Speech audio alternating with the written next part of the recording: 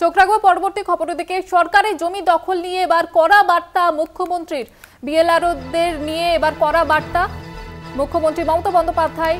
তিনি কড়া বার্তা দিয়েছেন, যেমনটা জানা যাচ্ছে বিএলআরওদেরও এবার কড়া পদক্ষেপ নেওয়া হবে এমনটাই জানানো হয়েছে নবান্নের তরফ থেকে। এই প্রসঙ্গে 180 জন ভূমি রাজস্ব আধিকারিকদের বদলি, কয়েকজনকে কম গুরুত্বপূর্ণ পদেও বদলি করা হয়েছে বলে জানা যাচ্ছে। মমতা বন্দ্যোপাধ্যায় তিনি কিন্তু কড়া হুঁশিয়ারি দিয়েছিলেন এবং সেই ঘটনায় এবার কয়েকজনকে বদলি করা হয়েছে। এ বিষয়ে আরো বিস্তারিতভাবে জানবো। টেলিফোন লাইনে রয়েছে আমাদের বিশেষ প্রতিনিধি দীপ্তিমান ভট্টাচার্য। দীপ্তিমান, কি জানা যাচ্ছে ঠিক?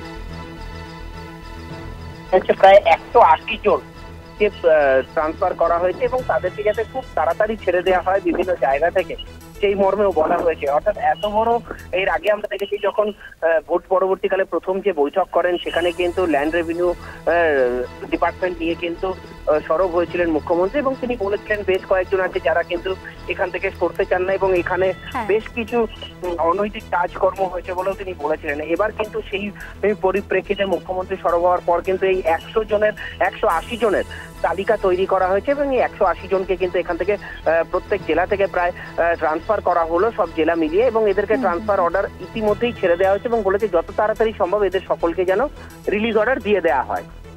বেশ, ধন্যবাদ জানাবো। আমাদের সঙ্গে ছিলেন বিশেষ প্রতিনিধি দীপ্তিমান ভট্টাচার্য।